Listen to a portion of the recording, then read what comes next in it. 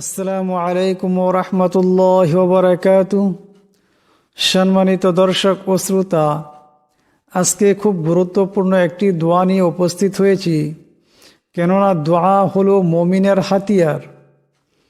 আমার প্রিয় বন্ধুগণ, একটি কথা সব সময় স্মরণে রাখবেন, খেয়ালে রাখবেন যে আল্লাহ তাবারাকা ওয়া তাআলা সমস্ত আম্বিয়াদের, যেমন হজরত মুসা আলাইহিস সালাম, হজরত ইব্রাহিম আলাইহিস সালাম, হজরত দাউদ আলাইহিস সালাম, হজরত ঈসা আলাইহিস সালাম, আমাদের প্রিয় হাবিব হজরত মুহাম্মদ মুস্তাফা সাল্লাল্লাহু আলাইহি সাল্লাম, তাদের দোয়া যে আল্লাহ তাবারাকা ওয়া তাআলা কবুল করেছেন, সে আল্লাহ তাবারাকা ওয়া তাআলা এখনও বর্তমান আছেন, ভবিষ্যতে থাকবেন। তিনি আমাদের দোয়াকে কবুল করবেন। আমার প্রিয় বন্ধুগণ, আমরা যদি সঠিকভাবে দোয়া করতে পারি, আমাদের দোয়া নিশ্চয়ই কবুল হয়ে যাবে। আমাদের অভাব অনটন দূর হয়ে যাবে, আমাদের গুনাহ মাফ হয়ে যাবে, আমাদের ধন সম্পত্তিতে বরকত হবে, আমাদের রিজিকে বরকত হবে, আমাদের সুসন্ততি লাভ হবে, আমাদের সন্ততি উচ্চ শিক্ষায় শিক্ষিত হয়ে যাবে ইনশাআল্লাহ, ইনশাআল্লাহ, সুম্মা ইনশাআল্লাহ।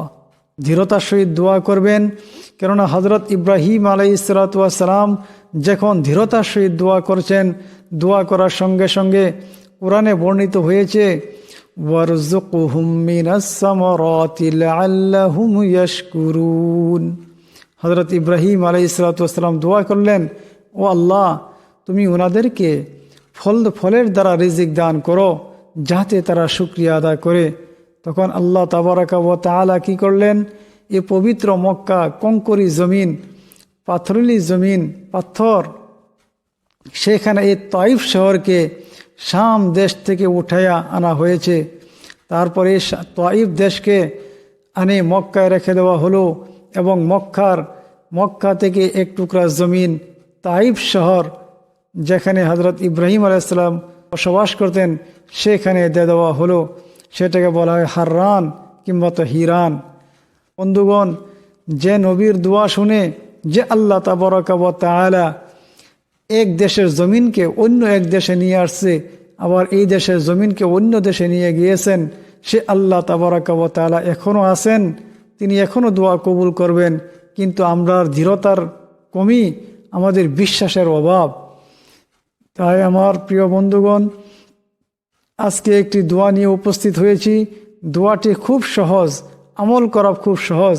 আপনারা শুধু দৃঢ়তার সহিত দোয়া করবেন, নিশ্চয়ই কবুল হয়ে যাবে ইনশাআল্লাহ। দোয়াটি কিভাবে আমল করবেন সেইটা আমি বলে দেব, তার নিয়মকানুনটা বলে দেব। আপনারা শুধুমাত্র ভিডিওটি না টেনে শেষ পর্যন্ত দেখুন এবং সর্বপ্রথম দোয়াটি শিখে নিন।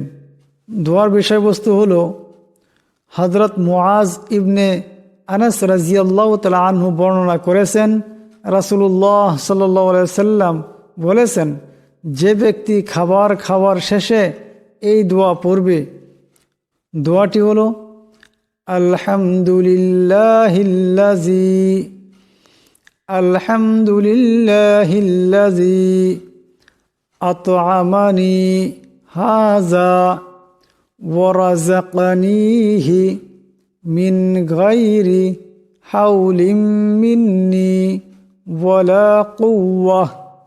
দোয়াটিকে আমি আবার তালাফুজ করছি, আপনারা খুব ধ্যান দিয়ে শুনবেন। আলহামদুলিল্লাহিল্লাযী আত'আমানি হাযা ওয়া রাযাকানিহি মিন গায়রি হাওলিন মিন্নি ওয়ালা কুওয়াহ।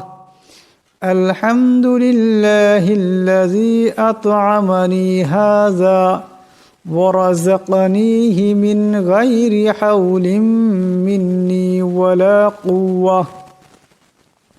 আপনারা যারা আরবি পড়তে না পারেন, তাদের জন্য এখানে উচ্চারণটা দেওয়া হয়েছে। আপনারা এই উচ্চারণটা দেখে দেখে শিখে নেবেন, কিংবা তো স্ক্রিনশট নিয়ে রেখে দিবেন। এরপর খুব সুন্দর করে দোয়াটিকে মুখস্থ করে নেবেন।